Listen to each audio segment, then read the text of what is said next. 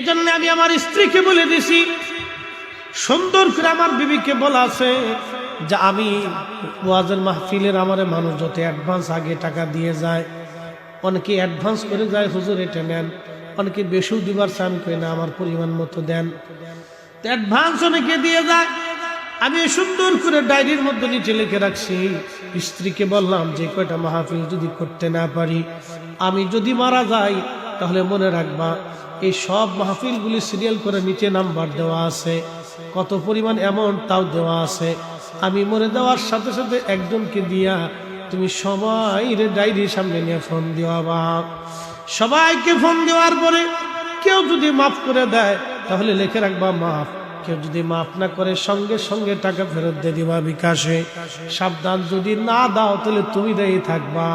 আমি তোমার উপর ওসিয়ত করে গেলাম, এগুলো মানুষের হক, এক আর দুইজনের টাকা না, কারণ একটা মাহফিল করতে গেলে অনেক মানুষের টাকা নিয়ে করা লাগে, ঠিক কিনা? আমি কয়ে দিচ্ছি যে তুমি যদি না দাও তাহলে তুমি কিয়ামতের ময়দানে দায়ী থাকবে। আমি থাকবো না, কারণ আমি তোমার উপর ওসিয়ত করে গেছি। বগি তোকে চলতো না, এটা বিপদ আছে। মাহফিলের টাকা এটা আমার টাকা না তো, এটা শত শত মানুষের টাকা। কিয়ামতের ময়দানে সবাই দেখবে হুজুর টাকা দেয়, কি কথা কর না কা, তখন কবে হুজুর টাকা দেন, খাইছাম, বিপদ আছে। হ্যাঁ বন্ধু, খুব মনোযোগ দিয়ে, যারা রাষ্ট্রীয় টাকা চুরি করে খায়, রাষ্ট্রের হক যারা মেরে খায়, সুইস ব্যাংকে টাকা পাঠায়, বেগম পাড়া বাড়ি বানায়, ওদের কপালে যে কি শনি আছে তা বুঝতেছে না। ওরা জানে না 18 কোটি মানুষ কিয়ামতের ময়দানে ওদের বিরুদ্ধে আল্লাহর দরবারে মামলা করবে। কথা কর না কে?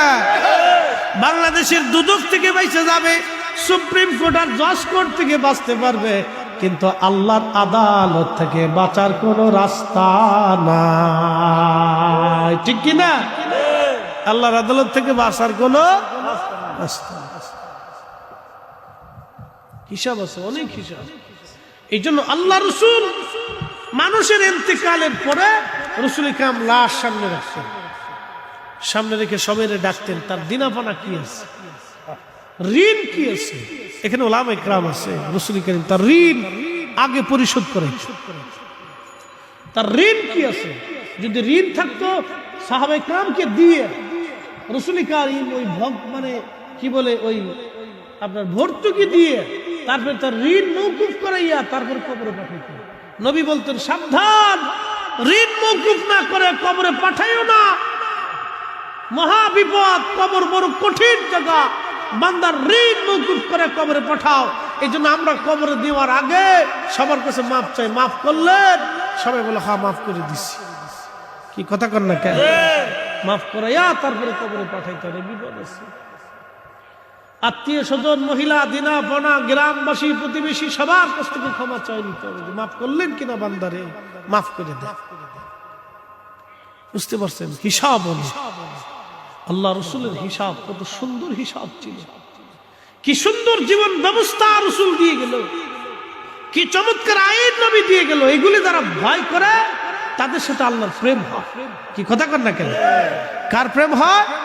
আল্লাহর প্রেম হয়। কারণ ফেরেশতাদের তো নেগেটিভ না, ফেরেশতাদের কিন্তু কাম, ক্রোধ, লোভ, মোহ, হিংসা, কামনা, বাসনা, রিয়া, আশা, আকাঙ্ক্ষা, এগুলি থেকে ফেরেশতারা একবারে মুক্ত। ফেরেশতাদের যা আছে খালি পজিটিভ। এই জন্য ওরা তো কোনো ক্ষুধা নাই, খাওয়ার কোনো ধান্দা নেই, কোনো যৌনতা নাই, এত বউয়ের কোনো চিন্তা নেই। বুঝতে পারছেন? এই আশা আকাঙ্ক্ষা কিচ্ছু নেই, সবসময় আল্লাহর ইবাদতে করে থাকে। আল্লাহ জানে তোর তো নেগেটিভ, কিন্তু বান্দাকে আল্লাহ নেগেটিভ দিছে। যখন এই নেগেটিভ এক সুন্দরী মেয়ে আসছে, তার কুপ্রস্তাব দিল, ওই যুবক যদি ফিরে আসে না আমি আল্লাহকে ভয় করি, ঠিক ওই যুবকটাকে আল্লাহ সাথে সাথে তার ওলি বানায়। সুবহানাল্লাহ, একসাথে বলবেন আল্লাহু আকবার। এই যুবক বলে, আল্লাহ বলে, ফেরেশতারা দেখছিস আমার বান্দাকে সৃষ্টি করতে নিষেধ করেছিলি, ওকে আমি কামনা দিয়েছি, বাসনা দিয়েছি, চোখের লজ্জত দিয়েছি, অন্তরের কঠিন তামান্নার আশা দিয়েছি। আমার বান্দা হাতের নাগালে পাওয়ার পরেও ছেড়ে দিচ্ছে। আমার বান্দা আমি আল্লাহকে ভয় করছে। হ্যাঁ ফেরেশতারা, তোরা সৃষ্টি করতে নিষেধ করছিলি, দেখ আমার বান্দা এই তাহাজ্জুদের সময় আমার বান্দা শীতের ভিতরে কাঁপতে কাঁপতে আমাকে সেজদার মধ্যে পড়ে গেছে, কত সৃষ্টি ঘুমাই গেছে, আমার বান্দা আমার সেজদা দিতেছে। তোরা আমার বান্দা সৃষ্টি করতে নিষেধ করেছিলি। আল্লাহ ফেরেশতাদের সাথে অহংকার করতে থাকে, গর্ব করতে থাকে। বান্দা ওই বান্দাটা গর্বের কারণ হয়ে যায় যে বান্দা আল্লাহর দিকে রুজু হয়, ও বান্দার প্রতি আল্লাহ পাক ফেরেশতাদের কাছে গর্বের কারণ হয়ে যায়। তখন ওই বান্দাকে আল্লাহ ওলি বানায় নেয়, ওলি বানায় নেয়। একসাথে বলবেন আল্লাহু আকবার। আল্লাহর সাথে বান্দার প্রেম হয়।